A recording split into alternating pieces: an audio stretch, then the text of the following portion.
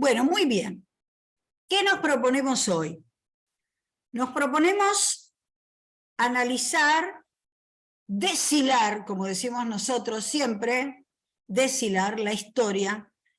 En este caso, recrear la historia, pero también pensar su enseñanza de la independencia de Haití, de la revolución de Haití, de la primera revolución negra, desde la primera república negra, de la segunda revolución americana, después de la de los Estados Unidos.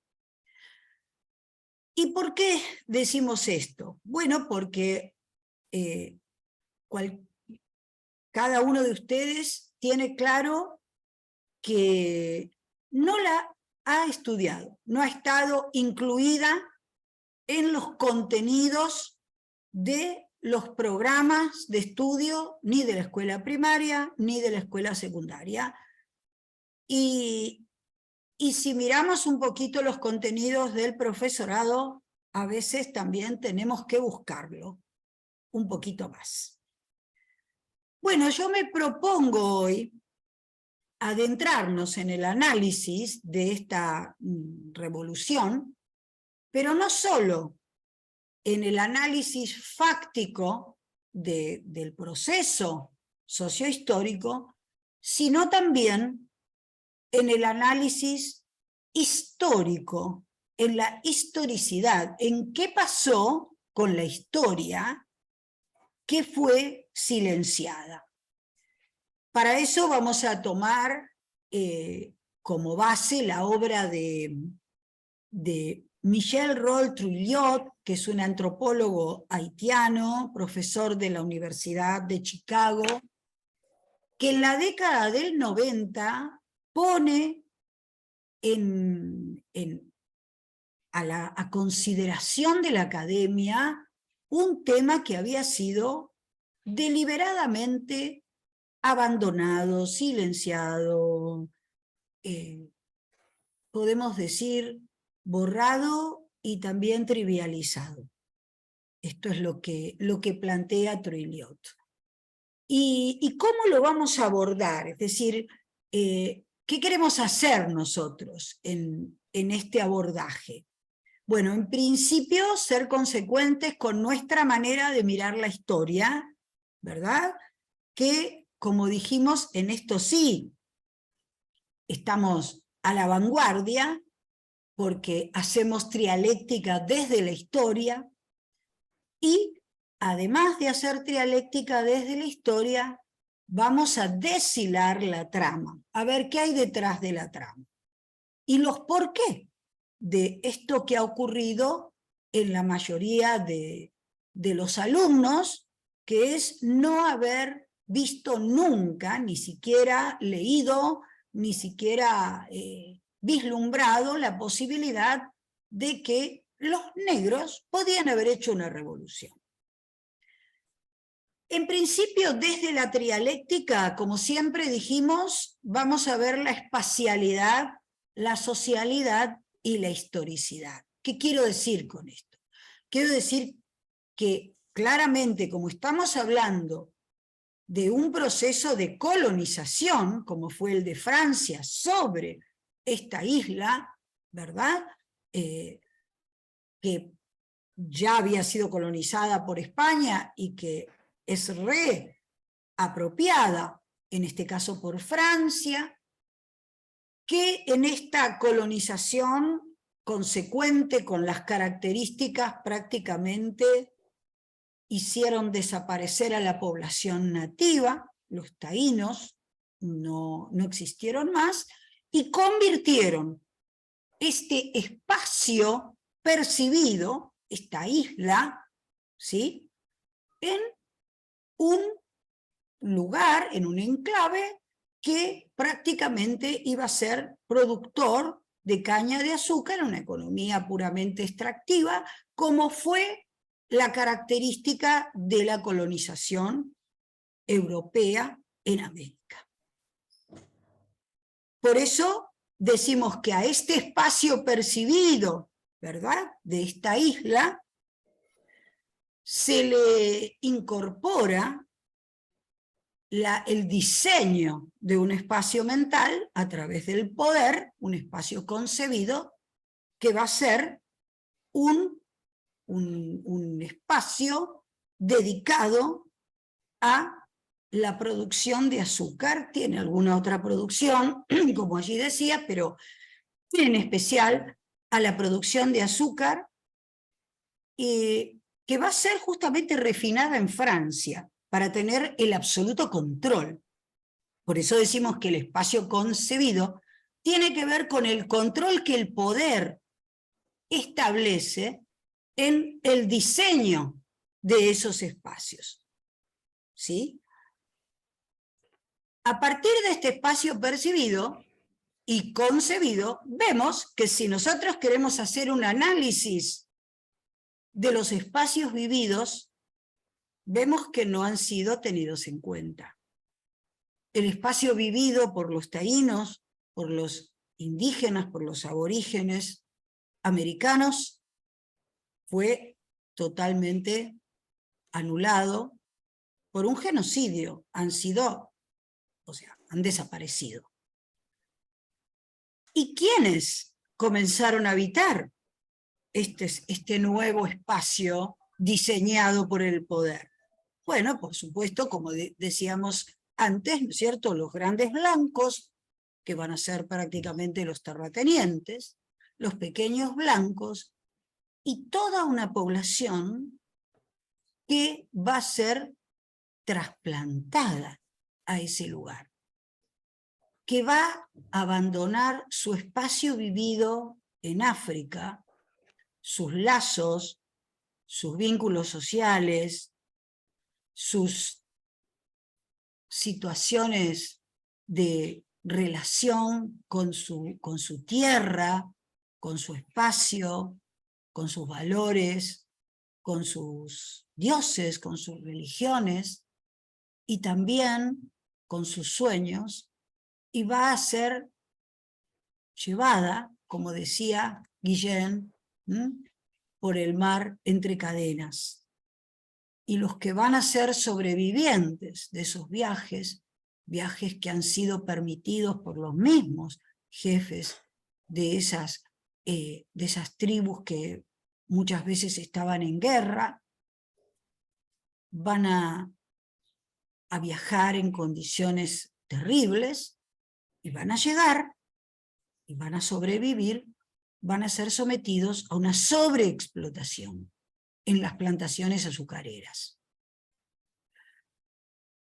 Este es el espacio, esta es la ambivalencia del espacio vivido, porque su espacio vivido nativo les ha sido arrebatado, pero van a apropiarse, un poco por necesidad, de facto, de un espacio que lo van a hacer propio, y que en ese espacio que va a ser vivido van a construir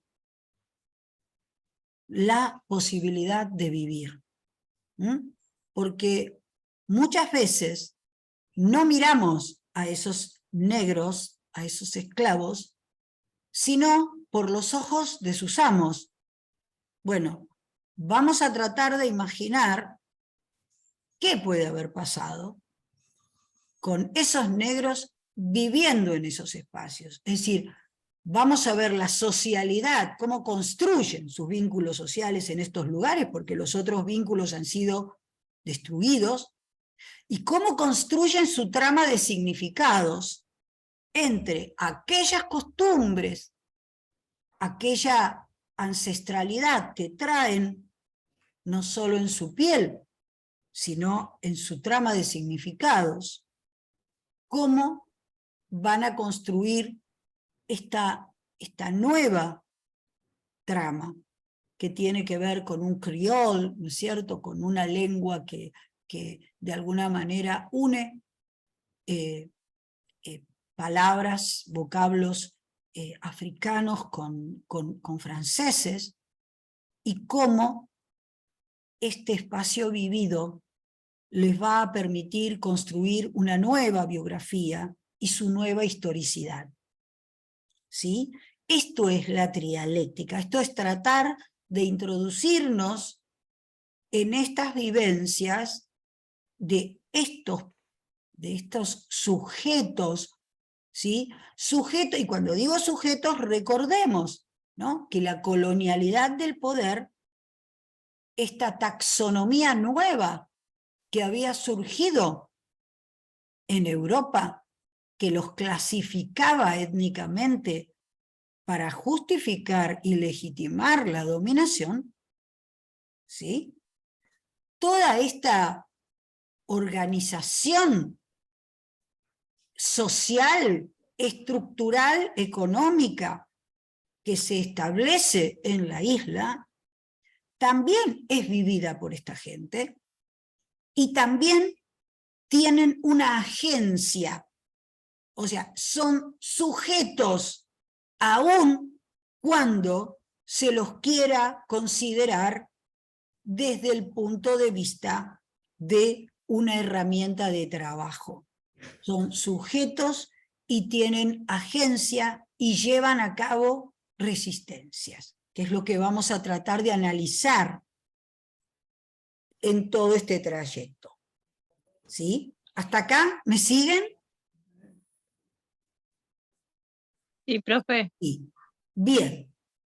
Vamos entonces a analizar el planteo de Michel Rolle-Trulliot, que como yo les decía es un antropólogo que él dice que el Estado, en su teoría sobre el Estado, dice que el Estado se ve en las prácticas. Entonces él plantea que en realidad aquí nos encontramos con la autonomía de un hecho sociohistórico, de un hecho particular, como es la revolución de Haití, la independencia de Haití, una práctica política, como fue la independencia de Haití, ¿sí? Pero que a través del rol que ejerce el poder, su historicidad, su narrativa histórica, va a ser modificada. Es decir, por un lado tenemos la autonomía del hecho particular. ¿Qué pasó? ¿Sí? Pero por otro lado tenemos la construcción de la narrativa. ¿Qué se dice que pasó? Y lo que él nos plantea es que en esta construcción de la narrativa hay un silenciamiento de la historia. Esta historia ha sido vista como un no evento, como si no hubiera ocurrido. Entonces, él se propone rastrear por qué razón les pasó a ustedes lo que les pasó. ¿Por qué razón se silenció esa historia? ¿Por qué razón la academia no la toma como objeto de investigación hasta la década del 90 cuando él la pone en la palestra? Aún cuando en el 30 había un autor, que era James, los jacobinos negros, que él había de alguna manera analizado. ¿Por qué? Entonces él hace todo un análisis, lleva adelante una perspectiva muy interesante. Él primero dice que este rol del poder, porque él dice que en realidad lo que acá está actuando es el rol del poder. Perdón, me avisan cuando falte poquitito. El rol del poder. Ese rol del poder dice que lo vamos a ver en 3 planos. ¿Sí? Primero, en un plano estructural. Es decir, ¿se acuerdan que habíamos hablado que en la socialidad teníamos la estructura de la sociedad, nuestra estructura dividida claramente por una taxonomía étnica, ¿sí? Pero además con una motivación puramente económica, ¿no? El capitalismo, allí la colonia coproducción azucarera. Esto hacía que la estructura marcara simplemente el estatus de oposición de amo y esclavo. ¿Sí? ¿Sí? Estatus, clase. No había otra cosa. Entonces, nos introducimos en esta organización estructural. El segundo plano que él analiza es el plano contextual. Es decir, la esclavitud fue igual en todos lados. Tenemos que adentrarnos en los contextos. Entonces analiza la esclavitud en América del Norte, que ya la vamos ya nos vamos a deshilar, como decimos nosotros.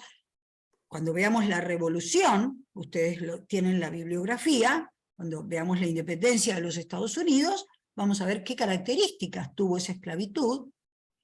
Y fíjense cómo Singh, que es un autor diferente, que trabaja otras perspectivas, va a encararlos diferentes.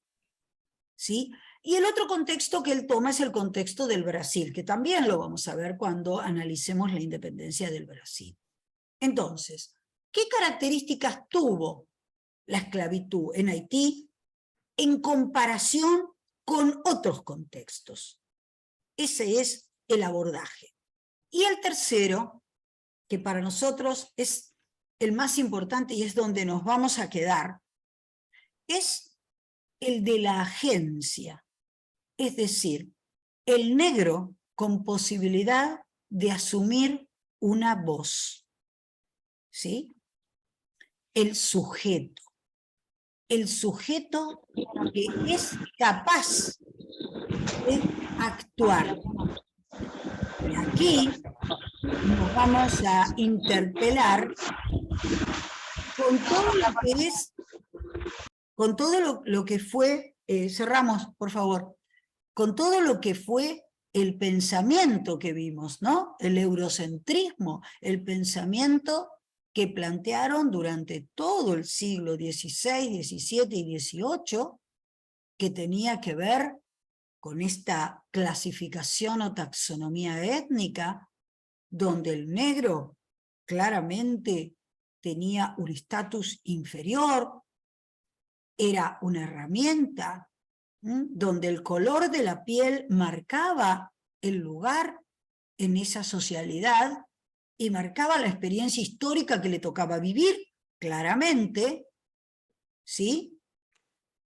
Y en esta voz vamos a ver cómo toda esta trama de significados que legitima esa desigualdad, porque la necesita, ¿verdad?, para justificar, apropiarse y esclavizar a esa mano de obra, toda esa relación que se establece de dominación hace que se convierta en el siglo XIX en la justificación del racismo, que llegó claramente, y en algunos aspectos todavía se mantiene, en nuestro siglo.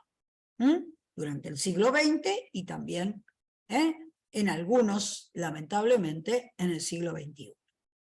Por eso es importante deshilar la historia, porque si nosotros vemos de dónde parte todo esto, podemos recrear esa historia, pensarla en el presente y pensar con qué contenidos vamos a trabajar en el aula. ¿Por qué se silencia? ¿No? Él dice, ¿qué es lo que pasa? ¿Por qué se lleva adelante ese silenciamiento? Entonces, él dice que en realidad hay 4 momentos en los cuales se lleva a cabo este silencio de la historia. Es decir, el hecho ocurrió, ¿sí? El hecho tiene su autonomía práctica, ¿sí? Su autonomía particular. La independencia de Haití fue una práctica política que se llevó a cabo. La guerra ocurrió, el proceso de la guerra se transitó. Sin embargo, no se escribió. como tal. Entonces él dice, ¿por qué? ¿En qué momentos se lleva a cabo ese silencio? Él dice, el primer momento es el momento del hecho en sí, del hecho concreto. ¿Qué pasó? ¿Qué pasó en ese momento? ¿Qué pasó? Bueno, contamos, ¿no es cierto?, la Revolución Francesa, contamos el rey, ¿no es cierto?, qué hizo el rey antes. Bueno, había dado esa cédula en la cual decía, bueno, no hay que sobreexplotar a los negros, porque ya venía del Código Negro, no hay que sobreexplotar a los negros, tienen que trabajar 3 días. Los negros dicen, uy, pero ¿cómo? El rey está por encima del amo, entonces el amo tiene que obedecer al rey. ¿Sí? Es decir, aparece toda esta trama nueva de ideas, aparece la Revolución Francesa, alguien que habla de la igualdad, los derechos del hombre y del ciudadano. Bueno, toda esta trama va construyendo las fuentes, ¿sí? El primer momento de silenciamiento es este momento. Fíjense que la revolución de Haití no tiene un discurso revolucionario. No aparece con un discurso anterior como aparece en todas las otras revoluciones con el discurso de la Ilustración, aun cuando la Ilustración hablaba de todas estas cosas. Entonces el primer silenciamiento es el de las fuentes. No se dice, aun cuando los que están llevando prácticamente la revolución saben por qué. O sea, los negros que están quemando las plantaciones, los cocheros que van